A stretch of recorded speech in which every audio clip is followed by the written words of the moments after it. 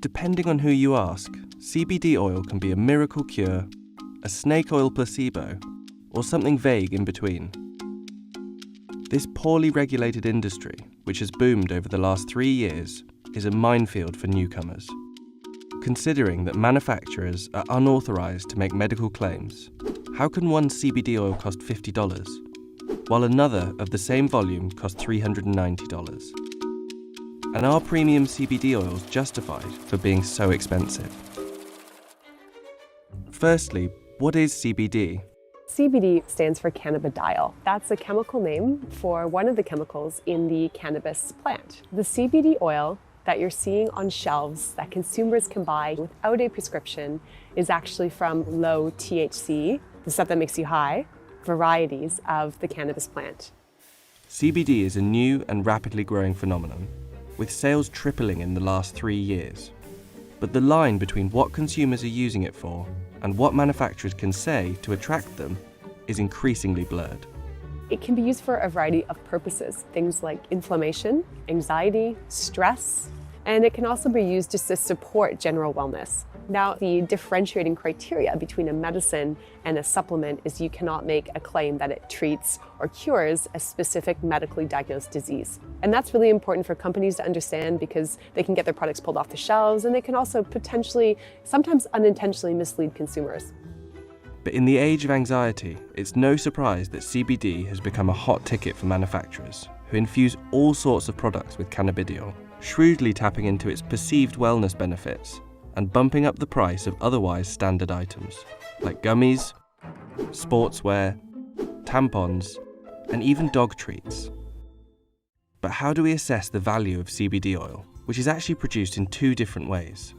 A full or broad spectrum product is made from the whole plant extract. They take the flower and they process it and they come up with an extract that not only has CBD, but it has other plant chemicals, other cannabinoids, other terpenoids, other things in the plant that work together in this, what's called this herbal synergy, this entourage effect.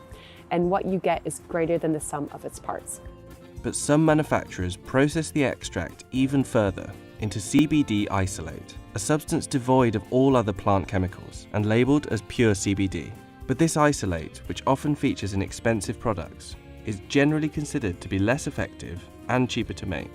Some brands and some companies will put CBD isolate into a product and then brand it as a premium product, even though the cost of actually making it, because the cost of the isolate is quite a lot lower than the cost of a full or broad spectrum CBD. But because of lax regulations in the industry, this fundamental difference in CBD oils is often disguised by manufacturers.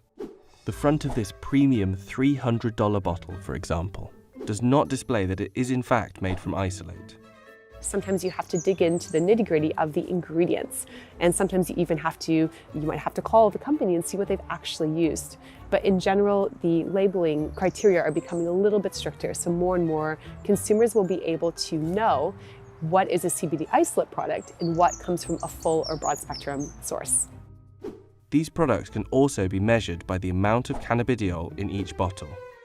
What you really need to look for is the number of milligrams in the entire bottle, and then the number of milligrams of CBD per dose. And that's really going to tell you the bang for buck.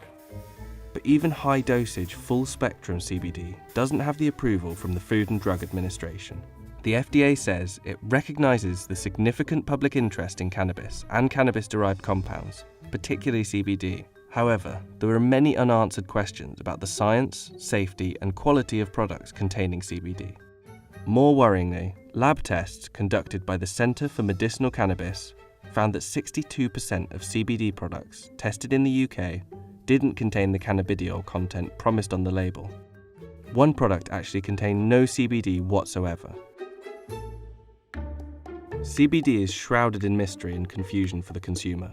On the one hand, a 2018 cross-sectional study of CBD users found that almost 62% reported using CBD to treat a medical condition, stating that CBD has broad therapeutic value.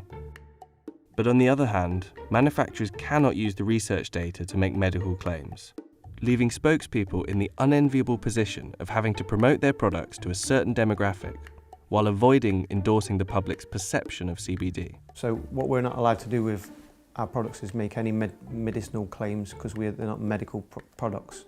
All our products that we sell are wellness products to improve sleeps and moods. We see CBD as a homeostasis product which balances the levels in your body to get you into a normal state and balanced mind.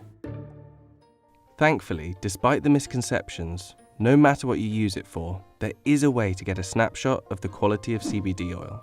You want to look for a certificate of analysis. That means that is a third-party tested lab report. They test their product and make sure that it's not contaminated, make sure it doesn't have accidental THC levels above the allowed limit, make sure it doesn't have heavy metals in it, make sure there's no microbials, so bacteria or fungus that can grow in these plants, no herbicides, pesticides, things you don't want in it. So why is it so expensive?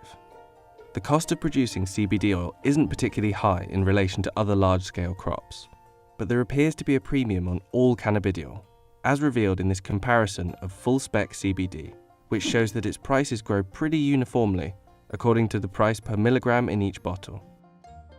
With any wellness product with a global hype, high demand means high prices. Statistics show that sales of CBD will likely reach $1.8 billion in the next 2 years. But without regulation, medical research, and clear consumer knowledge, the human value of CBD oil will, for now, remain a matter of opinion.